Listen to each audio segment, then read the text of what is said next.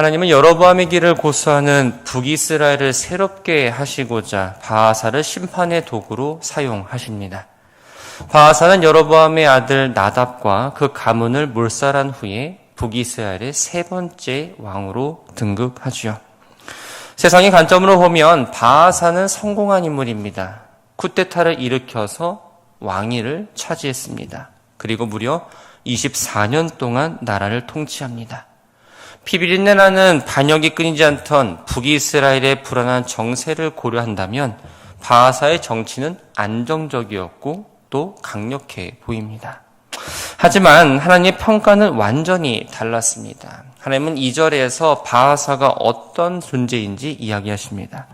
내가 너를 진토에서 들어 내 백성 이스라엘 위에 주권자가 되게 하였다.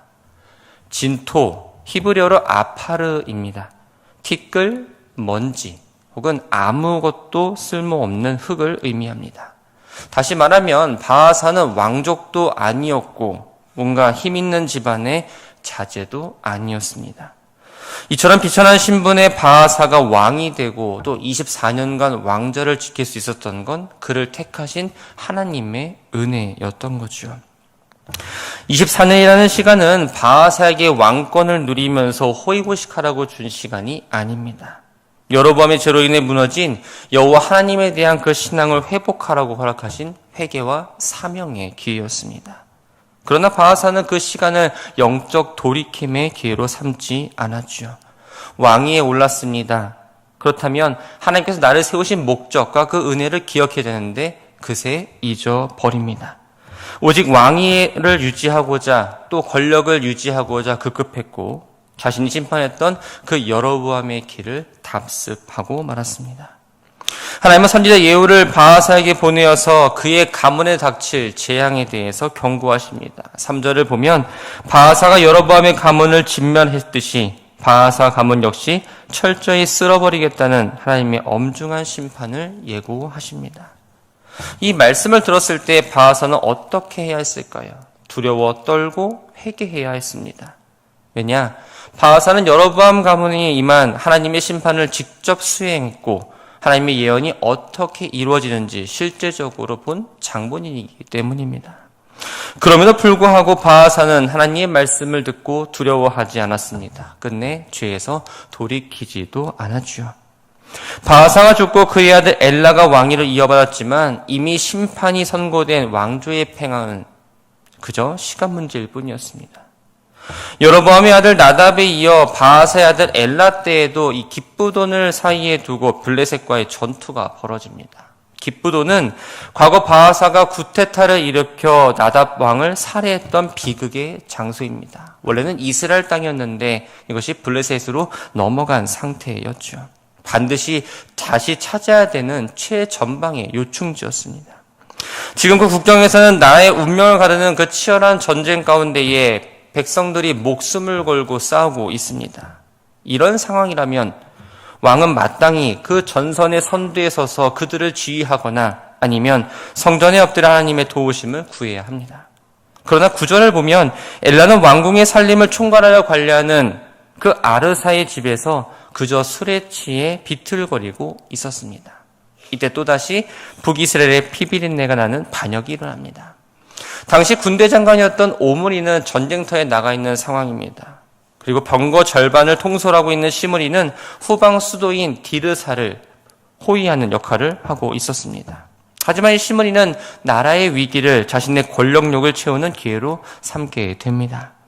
바하사가 나답 왕을 살해했듯이 이번에는 시므리가 술에 취해 무방비 상태에 있을 때에 엘라 왕을 잔인하게 쳐 죽이게 됩니다.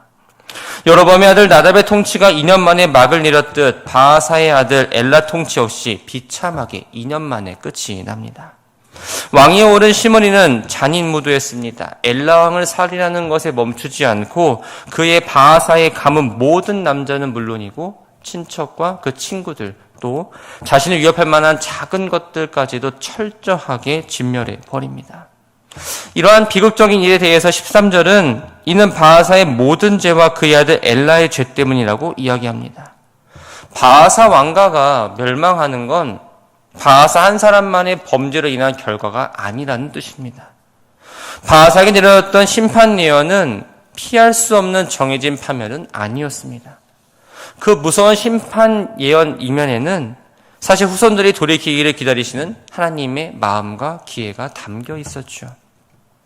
만약 엘라가 아버지의 잘못된 길을 따라가지 않고 하나님께 다시 돌아와 하나님 말씀에 순종했다면 하나님의 자비로 그 심판은 유예되거나 취소될 가능성도 있었습니다. 그러나 엘라는 아버지가 그 받은 경고를 철저하게 무시해버렸죠. 자신에게 찾아온 기회를 완전히 차버린 꼴이 되었습니다.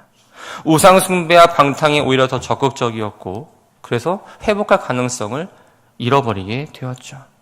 엘라는 계속적으로 완악함으로 일관했기에 하나님께서는 그 바하사 왕가에 내려진 그 심판 예언을 더는 지체하지 않으시고 곧바로 실행하신 겁니다. 그렇다면 반역을 일으켜 왕위에 오른 시므리의 결말은 어떨까요? 15절을 보면 시므리가 디르사에서 7일 동안 왕이 되니라 라고 기록합니다. 이스라엘 역사 가운데의 가장 짧은 7일 동안만 왕위를 누리는데 그쳤습니다. 그나마 시므리가 7일을 버틸 수 있었던 것도 기브론에 출정했던 오므리의 군대가 오는 시간이 7일이나 걸렸기 때문에 가능했던 시간이었던 거죠. 기브론에 있던 군사들은 반역자 시므리를 정통성 있는 왕으로 인정하지 않았습니다. 대신에 그들은 전쟁터에서 함께 생활하고 생사를 함께했던 군대 장관 오므리를 왕으로 추대합니다. 오므리가 이끄는 부대가 다시 디르사 성을 포위하고 압박해 들어오기 시작하죠. 당연히 승산이 없다는 걸 직감하고는 시므리는 왕궁 요새로 도망쳐 스스로 불을 지르고 그 안에서 타 죽습니다. 열왕기 저자는 시므리가 이렇게 비극적인 죽음을 맞이한 원인에 대해서 이전 왕들과 같이 여호와 보시기에 앙을 행하며 여로보암의 길로 행했기 때문이라고 우리들에게 이야기해 줍니다. 21절부터 28절까지의 말씀을 보면 북이스라엘의 새로운 시대를 연 오므리 왕에 대해서 이야기합니다. 시므리를 제거한 이 오므리의 앞길이 탄탄대로일 줄 알았는데 그렇지 않습니다. 또 다른 군부 세력을 등에 업은 디분이라는 사람이 강력한 적수로 등장하기 때문입니다. 두 세력은 무려 4년이나 피 흘리며 열심히 싸웁니다. 그리고 왕위를 누가 얻을 것인가에 대해서 애쓰고 있었죠. 치열한 내전 끝에 디므니가 죽고 오므리가 승리하면서 북이스라엘의 6번째 왕으로 등극하게 됩니다. 본래 이스라엘의 왕은 인간의 칼과 힘이 아니라 오직 하나님의 뜻과 기름 부으심으로 세워지는 자리입니다. 그러나 무력과 반역 또한 인간들의 세력 결집으로 왕위에 오르는 그 권력 다툼이 계속 이루어지면서 북이스라엘은 점점 하나님의 통치로부터 멀어지게 됩니다. 오므리가 정적들을 모두 제거하고 북이스라엘의 공식적인 왕이 되고 나서 가장 먼저 한 일은 수도를 옮기기 위해서 사마리아 산을 매입하는 일이었습니다. 당시 세멜이라는 사람에게 은 2달란트를 주고 그 산을 삽니다. 은 2달란트는 약 68kg입니다. 개인에게는 그 돈이 큰 돈이었을지 모르지만 한 나라의 수도를 세우고 그것을 만들고 하기에는 그 매입한 금액이 턱없이 부족했습니다. 이것은 오므리가 그 왕의 권력으로 사실상 백성의 토지를 강탈하듯 빼앗은 불공정 거래라는 걸 보여줍니다. 그러나 이 거래의 진짜 문제는 돈을 많이 줬느냐 적게 줬느냐가 아닙니다. 레위기 25장 3절에서 토지를 영구히 팔지 말라 땅은 내 것이다 라고 말씀하신 하나님의 율법을 정면으로 위배한 범죄 행위였습니다. 왕이 앞장서서 땅의 주인이신 하나님의 뜻을 철저히 무시한 채 오직 인간의 탐욕과 그 권력을 기반으로 해서 도성을 쌓아 올리기 시작한 거죠. 사마리아는 예루살렘 북쪽 고지대에 위치해 있었습니다. 주변 평지보다 홀로 우뚝 솟아 있어서 골짜기로 둘러싸인 천혜의 요새였던 거죠. 군사들이 주둔하기에도 편했고 높은 지대에 있다 보니 외부의 공격을 받아도 막아내기에 완벽한 지형이었습니다. 과거 다윗이 예루살렘을 중심으로 하나님을 왕으로 모시는 신앙의 터전으로 삼았다면 이 오므리는 사마리아를 오직 강력한 통치 기반으로 삼습니다. 그래서 다른 나라들과의 활발한 교류가 이루어졌고 그러면서 나라는 점점점 부강해지죠. 그 결과 주변 이방 나라들은 북이스라엘을 오므리의 땅, 오므리의 집이라며 부를 만큼 국제적 명성은 대단했습니다. 하지만 이러한 세상의 화려한 평가 뒤에는 하나님의 평가는 너무나 냉정합니다. 25절을 보면 오므리가 여호와 보시기에 악을 행하되 그 전에 모든 사람보다 더욱 악하게 행하여라고 기록합니다. 사람들은 이 오므리를 국가의 힘을 키운 위대한 왕이라고 평가했지만 하나님 보시기에 오므리는 이전에 그 어떤 왕보다도 더 악한 자라고 평가하십니다. 여기서 우리가 알 수 있는 게 한 가지 있습니다. 세상이 말하는 어떠한 타고난 능력이나 물질적 풍요로움이 우리의 영혼과 우리의 가정을 또 우리의 공동체를 끝까지 지켜주지 못한다라는 사실입니다. 세상은 언제나 눈에 보이는 어떠한 조건에 대해서 먼저 우선순위를 들고 열광하지만 하나님은 그 겉모습에 속지 않으시는 분이라는 거죠. 마치 화려한 포장지 안에 알맹이를 보듯이 하나님은 우리의 그 깊은 중심과 영적 상태를 주목하고 계십니다. 그렇기 때문에 우리의 진정한 성공과 안전은 세상의 부여함이 있는 것이 아니라 오직 하나님 마음에 합한 자로서에 있다는 사실을 늘 기억하며 나아가야 합니다. 29절부터 34절까지의 말씀을 보면 아합 왕에 대한 이야기입니다. 오므리의 뒤를 이어서 왕이 된 아들 아합은 탁월한 외교술로 나라를 부강하게 합니다. 그의 통치기간 역시 22년이나 되었습니다. 아합의 전성기 시절 오므리 왕조의 국제적 명성이 하늘을 찌를 듯 높아집니다. 그러나 이 왕의 뛰어난 어떠한 역량과 눈부신 국가의 번영도 이스라엘을 지탱하는 참된 기반이 될 수는 없었습니다. 아합은 이전의 모든 왕보다 더 악을 행했던 그의 아버지 오므리를 능가해서 이스라엘 역사 가운데 정말 전무후무한 악을 쌓아올리기 시작합니다. 이전 왕들의 죄악이 가벼울 정도로 아합은 나라 전체를 우상숭배의 늪으로 몰아넣는 데 큰 힘을 쏟습니다. 그의 악행이 얼마나 심했던지 악의 평가 기준이 여로보암의 길을 행했다였는데 이제는 아합의 집과 같이 행했다는 표현으로 완전히 변하게 됩니다. 이러한 아합의 악행은 시돈왕 엣바알의 딸 이세벨과 결혼하면서 절정에 달하게 됩니다. 이세벨의 아버지 엣바알의 이름은 바알과 함께하는 자입니다. 이 사람은 본래 바알의 제사장이었지만 왕을 죽이고 나서 왕위를 찬탈하는 사람입니다. 이처럼 골수 바알 숭배자의 딸이었던 이세벨과 정략 결혼을 맺은 아합은 이스라엘 내의 여호와 신앙을 완전히 말살하고 그 자리에 바알 신앙으로 대체하려는 그 음모에 동조합니다. 사마리아 성 가운데에 거대한 바알 신전을 건축하고 또 제단을 쌓았습니다. 이에 그치지 않고 풍요와 다산의 여신으로 섬기던 아세라 목상을 만들고 나라 전체를 우상 숭배에 빠지도록 국가적인 제사 행위를 서슴지 않았습니다. 당연히 하나님의 진노를 가증시키고 있었던 거죠. 이처럼 아합이 주도한 우상 숭배 정책은 그의 정치력을 지지하는 세력들을 등에 업고 북이스라엘에 점점 빠르게 번져나가기 시작합니다. 백성들은 물질적인 풍요와 어떠한 부유한 삶이 바알과 그 아세라를 섬겨서 받은 복이라고 착각합니다. 영적 경각심을 완전히 상실한 상태였던 거죠. 그러면서 아합의 우상정책에 동조하면서 앞장서기 시작합니다. 육신적으로 풍요로움을 누리고 있었지만 그들의 영적 상태는 아주 최악으로 달하고 있었습니다. 북이스라엘을 뒤덮은 영적 어둠의 끝을 보여주는 상징적인 사건이 마지막 절에 기록됩니다. 그 시대에 베델 사람 히엘이 여리고를 건축하였다. 여리고는 과거 여호수아가 가나안을 정복할 때 인간의 무기나 어떠한 전략이 아니라 오직 하나님의 권능과 백성들의 순종으로 무너뜨렸던 위대한 기적의 성입니다. 또한 가나안 땅에서 얻은 첫 열매로서 오직 하나님께만 온전히 구별해야 했던 거룩한 봉헌의 장소이기도 하죠. 이렇게 좋은 의미도 있지만 동시에 엄중한 심판을 상징하는 땅이기도 했습니다. 가나안에 온갖 우상 숭배와 추악한 죄악으로 가득 차 있었기에 결국 하나님의 진노를 받아 철저하게 파괴된 곳이었습니다. 무엇보다 여리고는 이스라엘 백성들이 결코 범해서는 안 될 하나님의 경고와 맹세가 담겨있던 두려운 땅이었죠. 여호수아 6장 26절을 보면 당시 여호수아가 이렇게 경고하고 있습니다. 누구든지 일어나서 이 여리고 성을 건축하는 자는 여호와 앞에서 저주를 받을 것이라. 그 기초를 쌓을 때에 장자를 잃을 것이요 문을 달 때 막내 아들을 잃을 것이다. 이것은 여호수아 개인의 단순한 저주 혹은 다짐이 아닙니다. 수백 년의 세월이 흐른다고 해도 없어지지 않고 인간의 필요나 시대적인 상황에 따라 타협할 수 있는, 또 변경할 수 있는 게 아니었습니다. 하나님의 무서운 심판의 예언이었죠. 하지만 안타깝게도 아합 시대 사람들은 하나님의 경고를 철저하게 무시합니다.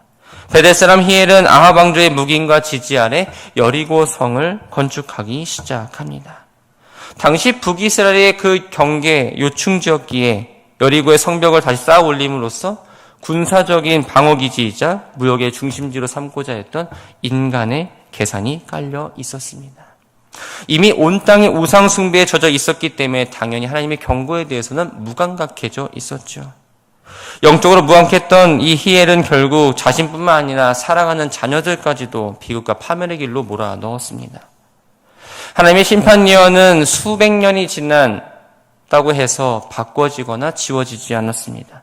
여호수아가 선포한 예언대로 히엘이 여리고의 성벽에 기초를 놓을 때 그의 맏아들 아비람이 죽었고, 성문을 달아세울 때 막내 아들 수굽이 죽었습니다. 이런 비극은 세상이 아무리 악으로 가득 차고 또한 인간의 말씀을 무시할지라도 하나님은 여전히 살아계시고, 또 하나님은 말씀을 반드시 성취하시는 전능하신 분이라는 사실을 온 천하에 알려주는 사건이 됩니다. 말씀을 정리합니다. 오늘 말씀에 나오는 왕들이 많이 나왔습니다. 이들은 저마다 자기가 이 세상의 주인공인 줄 착각하며 살았죠. 하지만 인간의 힘으로 세운 권력은 어떻게 되었을까요? 하나님의 그 심판대 앞에서 바람에 나는 겨와 같이 다 사라져 버렸습니다. 인간들은 권력을 차지하기 위해 누님으로 피를 흘리며 앞으로 달려갔지만 이 모든 혼란 가운데에 흔들림 없이 흐르고 있었던 건 바로 하나님의 말씀이었습니다. 바하사 가문을 향한 선지자 예후의 말씀도 그대로 이루어집니다. 수백 년 전 여호수아가 선포했던 여리고성의 저주 역시 아합 시대에 이르러서 한치의 오차도 없이 그대로 이루어졌습니다. 인간이 아무리 하나님의 말씀을 무시하고 자신들의 바벨탑을 높이 쌓아 올린다 할지라도 역사를 주관하시고 심판하시는 분은 오직 하나님 한 분이라는 사실을 우리에게 오늘 알려줍니다. 우리가 살아가는 이 세상도 오늘의 본문과 다르지 않습니다. 세상은 돈과 권력을 지닌 자들이 모든 것을 다스리는 것 같고, 또 하나님을 대적하는 악인들이 뭔가 더 잘 사는 것 같고 평화로운 것 같은 것처럼 보입니다. 그래서 때로는 우리의 삶이 너무나 힘들고 답답하면 과연 하나님이 살아계실까라는 의심을 갖기도 하죠. 그러나 성도는 눈에 보이는 세상의 힘에 기죽거나 또는 악인의 형통을 부러워하는 욕심의 길로 걸어가는 사람들이 아닙니다. 세상의 헛된 권력과 어떠한 우상이 아니라 역사의 커튼 뒤에서 모든 것들을 이루어 가시고 또 우리들의 삶을 하나하나 만들어 가시는 하나님의 주권을 바라보는 사람들이라는 거죠. 우리는 아무것도 아닌 흙먼지 같았던 존재입니다. 우리를 죄의 구덩이에서 건져내어 구원해 주신 분이 바로 하나님이십니다. 그렇기 때문에 이제는 내 삶을 내 뜻과 내 힘이 아니라 하나님의 말씀이 내 삶의 이정표가 되고 내 삶의 신호등이 되어서 하나님이 가라 하면 가고 가지 말라면 가지 말고 하나님이 하라고 하나님이 보라는 곳으로 우리는 같이 시선을 두어야 합니다. 다시 말하면 내 인생을 온전히 하나님께 맡겨드려야 한다는 거죠. 세상의 흔들림과 어떠한 화려함이 여러분들의 마음이 뺏기지 않기를 바랍니다. 그것은 결국 허무하게 무너지고 불타버릴 정말 유한한 존재일 뿐입니다. 우리가 의지했던 세상의 것들을 과감히 내려놓았으면 좋겠습니다. 그래서 영원토록 변함없으신 하나님의 주권, 또한 지금도 살아계셔서 역사하시는 하나님만을 의지하며 나아가는 성도 되기를 바랍니다. 어두운 시대를 살아가고 있습니다. 때로는 크고 작은 일들로 마음의 어려움을 겪을 때가 있죠. 그러나 낙심하지 마시고 주님께서 기뻐하시는 그 믿음의 길을 묵묵히 또한 담대히 걸어 나가심으로 말씀을 따라 하루하루를 살아감으로 승리하며 나아가는 거룩한 성도님들 되시기를 주님의 이름으로 축원합니다.